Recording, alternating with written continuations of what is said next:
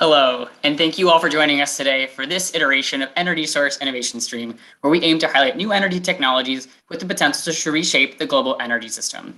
Wherever you are in the world today, I hope you and your loved ones are healthy and safe. My name is Zachary Strauss, and I'm the Associate Director for Advanced Energy at the Atlantic Council Global Energy Center. Today, we will be hearing from Dr. Heather Deese, Director of Policy and Regulatory Affairs at Dandelion Energy, who will discuss the role of geothermal heat pumps in decarbonizing the U.S. housing stock. A few reminders before we get started.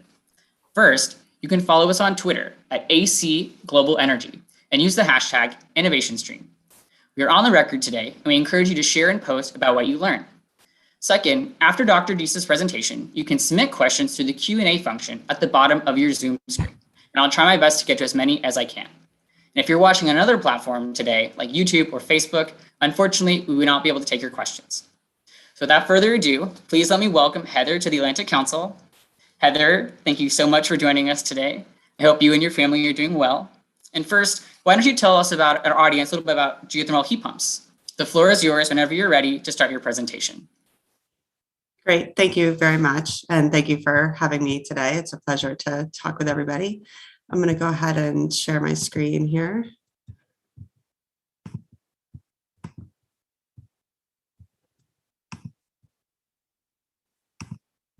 There we go. So as Zachary said, I'm with Dandelion Energy, which is a residential geothermal company currently operating in the Northeast United States and looking to expand broadly. So really pleased to speak with an audience today that's global in reach.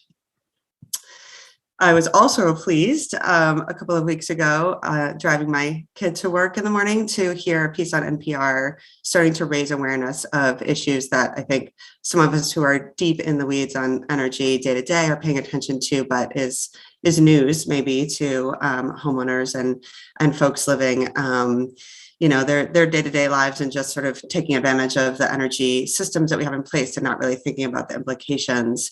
The way in which we are using fossil fuels for combustion in our homes has lots of different costs, some of which we are all aware of when we pay our utility bills every month, and some of which are sort of surprising and things that we haven't been thinking about. And the health impacts in particular of having fossil fuels in our homes, combustion, just in terms of danger of of carbon monoxide, but also just the fumes and the impacts on indoor air quality that we're starting to become more and more aware of.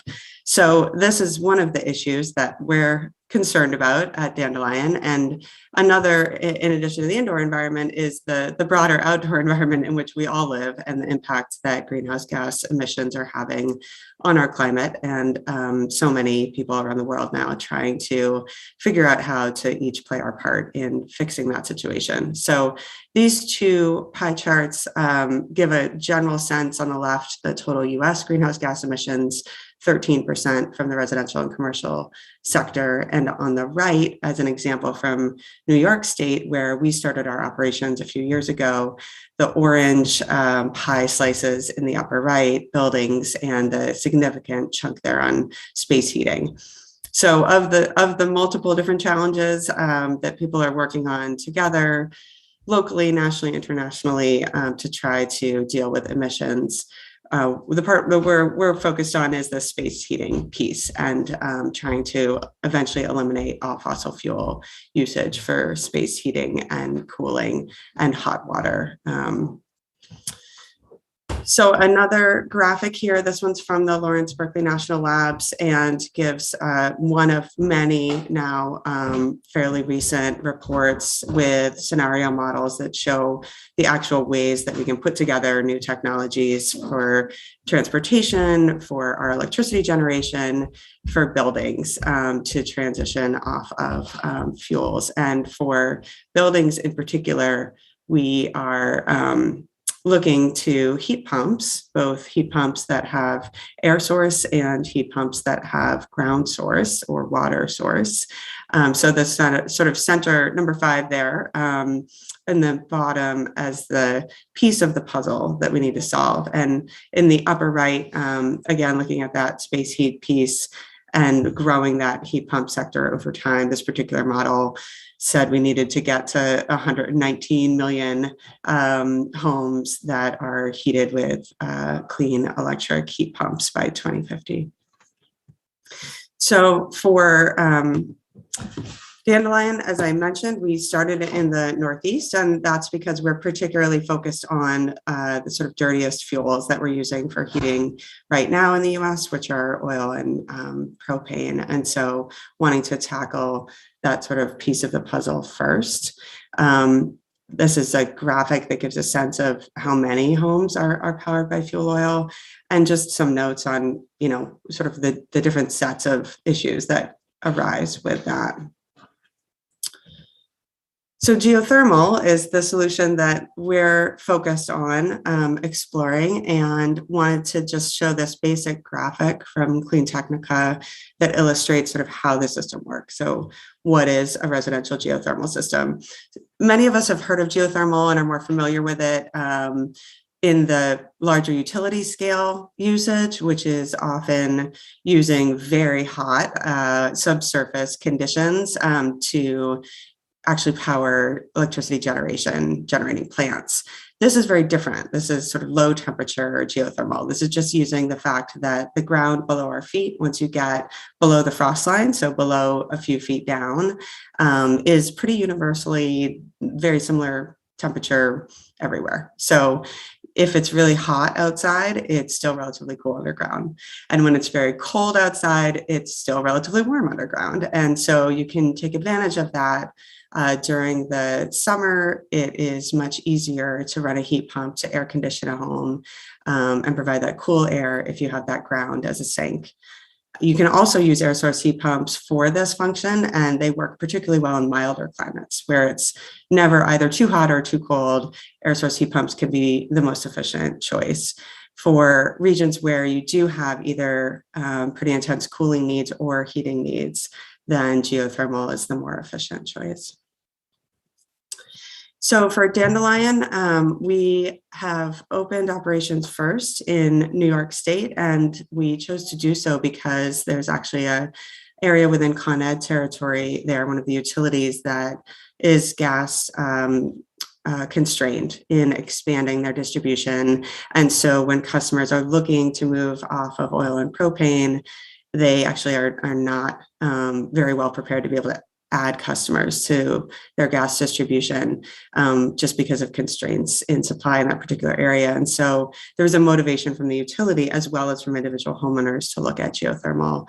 We are looking at being able to put together systems for customers that range from $25,000 up to $75,000. It really depends on the size of the home. And if you're thinking about sort of a typical, 1,500 to 2,500 square foot home in the Northeast US, depending on the state of insulation, et cetera, then we're looking at, significantly lower than this average price. For Dandelion, the approach that we're taking is trying to really be customer friendly and be there for the long term for customers. So we've got a really dedicated focus on service and on monitoring, and we are able to get to a lot more homes that have not been able to be serviced by geothermal in the past by bringing in new equipment that can get into tighter spaces. I think I meant to point out on this last slide on the left, you can see the drill rig going in sort of right next to a home here. So this is the sort of situation in the past, installers may not have been able to get into this location. For many of our customers, they're motivated by climate and wanting to do their part, but like all of us, they're constrained with household budgets and trying to figure out how to make the numbers work. So part of Dandelion's unique role in the marketplace is that we've been able to bring financing to our customers. And so we're able to have customers who can save money right away, even with no money down, if they are financing for a 10 or 12-year term. And that's because while their electricity bills typically go up by something like 20%, So if you've had an $80 a month bill, maybe you're closer to 100. But then the difference in fuel oil savings of 100 or 200, or even in some cases $300 a month that households are currently spending on fuel, then they're seeing savings relative to that right away and putting in a system. We've also, partially in 2020 due to COVID, but have put together now an entirely virtual sales process. And so we work closely with customers to sort of photo document their own property and homes and systems and be able to work together to do that design so that we're only needing to sort of show up once to actually do the install. And we see a huge opportunity. We have expanded from New York into Connecticut in 2020, into Massachusetts and Vermont just recently with sort of soft launches in both of those states. And we are looking throughout the Northeast, the Mid-Atlantic, the Upper Midwest, and Mountain West in the US. Starting to talk to some potential partners in Canada, and just very excited for the potential for this technology. You know, we say we are looking to make geothermal accessible, affordable, available widely throughout all of the areas of the US, and just super excited to be here today to be able to share this information with Atlantic Council's audience, and looking forward to talking more.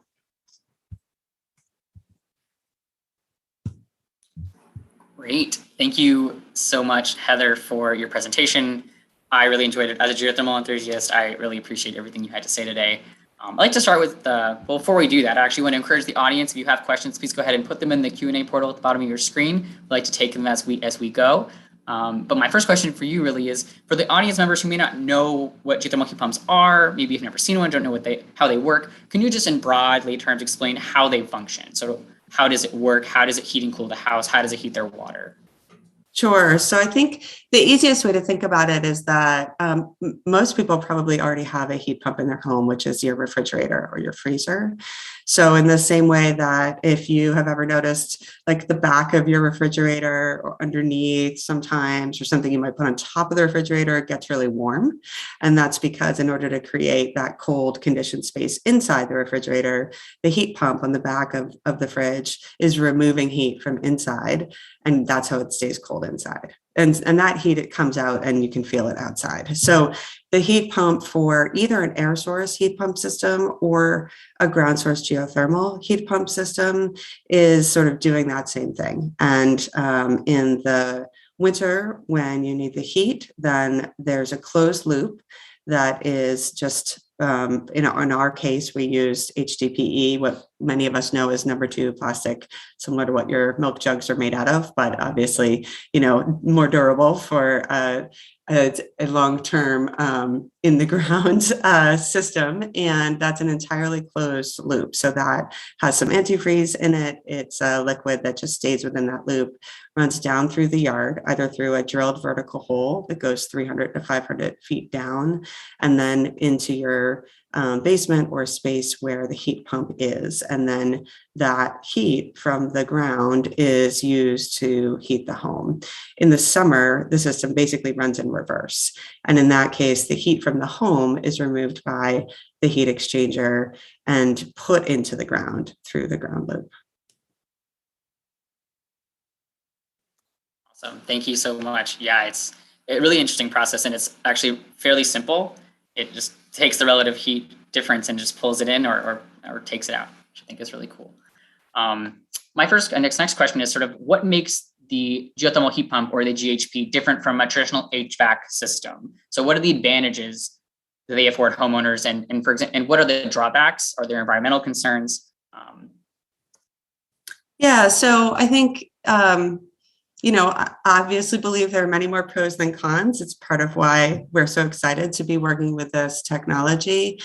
I think that, for some homeowners, they're very familiar with fossil systems, right? If they've grown up with a gas or heating oil or propane system, or that's what they've always owned, then I think it can be just the newness of it for people to become familiar with it, become more comfortable with it is important.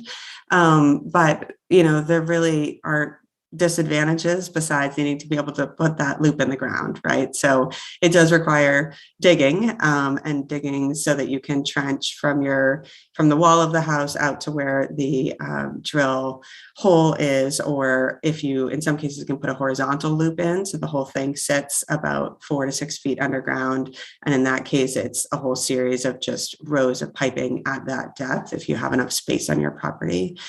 So that does require, digging up part of a yard and then putting it back together again. But once that's done, then that becomes a permanent asset of the property that is expected to have a lifespan of, 50 or 80 years as a piece of equipment.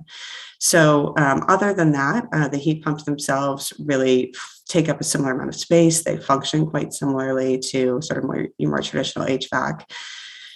You can have both the heating and the cooling from a heat pump, and that's a major advantage, so that you have central AC as well as central heat. And I think for lots of families that have maybe had radiative heat, then the ability to have both, especially where we have many more parts of the US at least that are looking for air conditioning now, unfortunately, as our outdoor temperatures are warmer, that can be a real advantage for homeowners.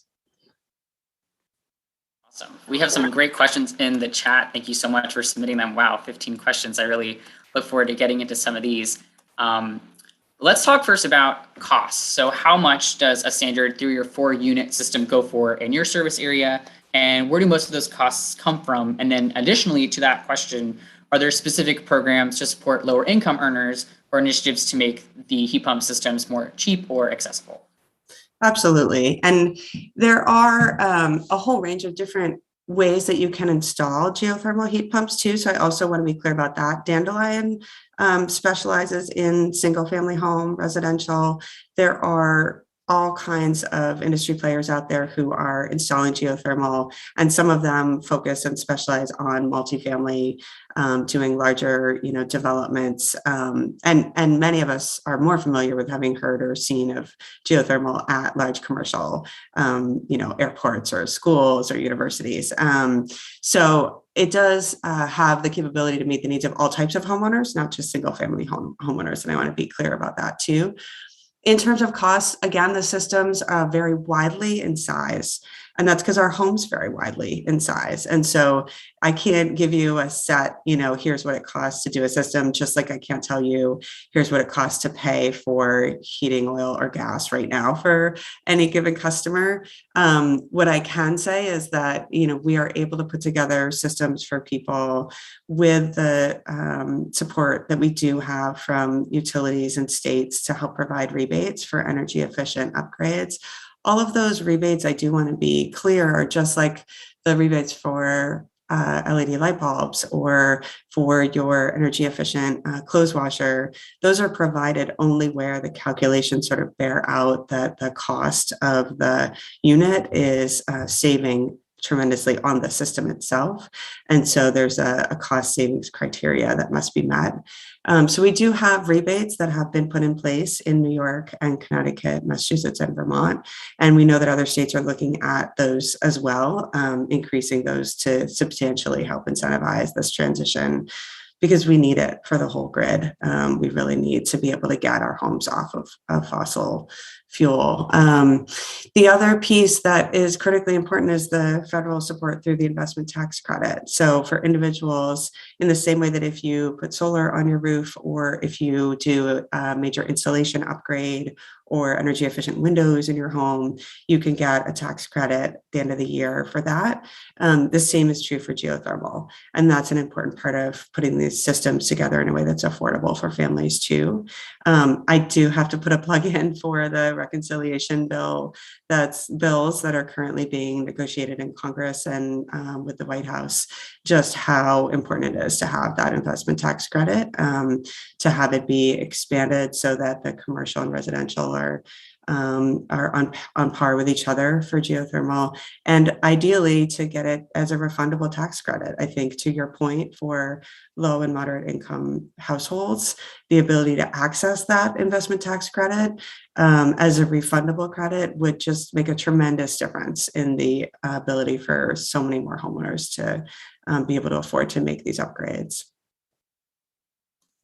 Thank you so much. But let's say a low income earner can't take advantage of those tax credits. In terms of alternative financing or financing from Dandelion itself, are there options? In my mind, I go to green banks or energy service companies or mortgage, amortization through mortgage payments. Have you seen any of that in your work with Dandelion or other alternative means of financing?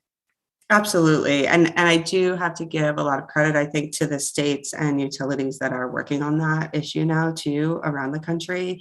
I know Massachusetts right now is in the middle of finalizing a 3-year triennial plan with their utilities there.